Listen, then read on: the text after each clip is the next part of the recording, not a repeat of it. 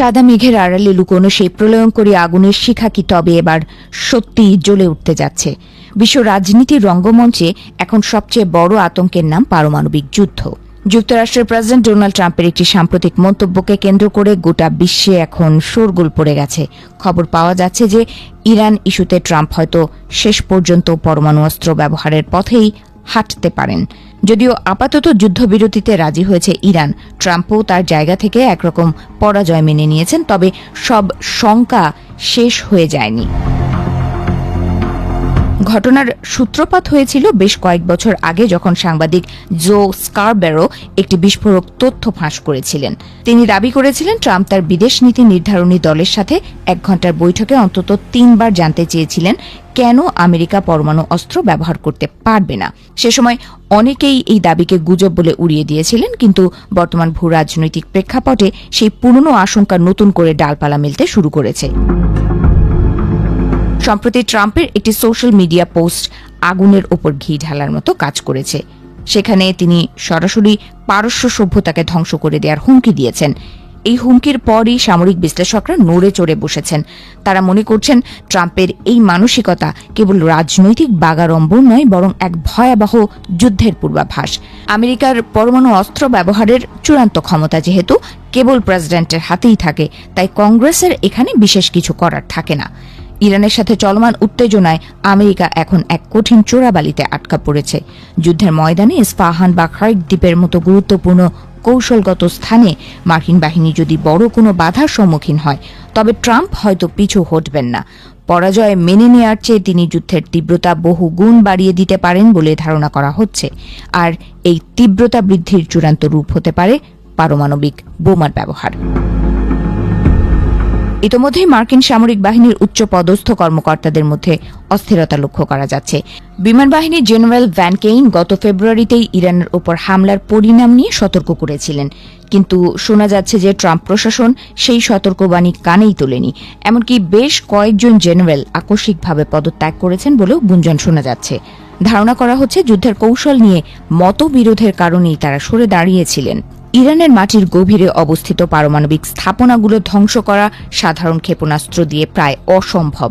গত বছর চালানো B-2 স্পিরিট বোমারু বিমানের হামলাও সেভাবে সফল হয়নি। ফলে সামরিক বিশেষজ্ঞদের একাংশ মনে করছেন ইরানকে রুখতে হলে বা তাদের পারমাণবিক সক্ষমতা গুঁড়িয়ে দিতে হলে পরমাণু বোমা ছাড়া আর কোনো বিকল্প নেই। এই ভাবনাটি এখন বিশ্ববাসীকে চরম উৎকণ্ঠার মধ্যে ঠেলে দিয়েছে। মার্কিন প্রেসিডেন্ট এখন এক অদ্ভুত উত্তেজনার ফাঁদে আটকা পড়েছেন। তিনি যদি এখন নমনীয় হন, তবে তা ইরানের কাছে পরাজয় হিসেবে গণ্য হবে। আবার বর্তমান পরিস্থিতি বজায় রাখাও কঠিন হয়ে পড়েছে, কারণ ইরানও পাল্টা জবাব দিয়েছে সমান তালে। এই দোটানা থেকে বেরিয়ে আসতে ট্রাম্প হয়তো চরম কোনো পথ বেছে নিতে পারেন, যা মানব জাতির জন্য বয়ে আনতে পারে চরম বিপর্যয়। দ্বিতীয় বিশ্বযুদ্ধের পর বিশ্ব আর কোনো পারমাণবিক হামলা দেখেনি। হিরোশিমা ও নাগাসাকির সেই ক্ষত আজও ইতিহাসের পাতায় দগদগে। কিন্তু বর্তমান পরিস্থিতি বলছে আমরা গত কয়েক দশকের মধ্যে সবচেয়ে বেশি পারমাণবিক যুদ্ধের কাছাকাছি অবস্থান করছি। যদি একবার এই বোমার ব্যবহার শুরু হয়, তবে আন্তর্জাতিক সম্পর্কের সমীকরণ চিরতরে বদলে যাবে। এই যুদ্ধের প্রভাব কেবল মধ্যপ্রাচ্যে সীমাবদ্ধ থাকবে না।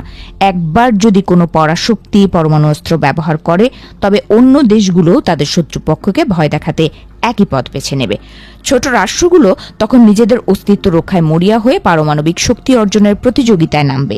এতে করে গোটা পৃথিবী এক বিশাল অস্ত্রাগারে পরিণত হবে, যেখানে শান্তির কোনো স্থান থাকবে না। অনেকেই প্রশ্ন তুলছেন, আধুনিক সভ্যতার এই যুগে এসে কি সত্যিই কোনো রাষ্ট্রপ্রধান পারমাণবিক ধ্বংসলীলা চালাতে পারেন?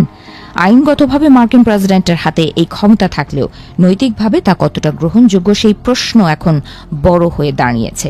কিন্তু ট্রাম্পের গতানুগতিক ধারার বাইরের রাজনীতি সবসময় আমাদের অবাক করেছে, আর সেই অবাক হওয়ার তালিকায় যদি পরমাণু যুক্ত হয়, তবে তা হবে মানব ইতিহাসের সবচেয়ে বড় ট্র্যাজেডি।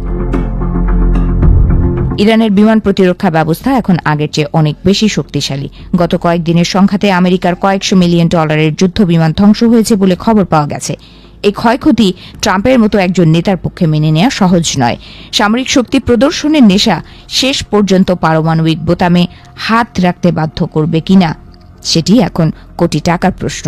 আসলে আমরা এক অনিশ্চিত ভবিষ্যতের দিকে এগিয়ে যাচ্ছি। ক্ষমতার লড়াই আর অহংকারের দ্বন্দ্বে পারস্য সভ্যতা বা বিশ্ব শান্তি আজ হুমকির মুখে। পরমাণু অস্ত্রের ছায়া যদি একবার দীর্ঘ হয়, তবে সেই অন্ধকার থেকে বেরিয়ে আসার পথ হয়তো আর কোনো দিনই খুঁজে পাওয়া যাবে না।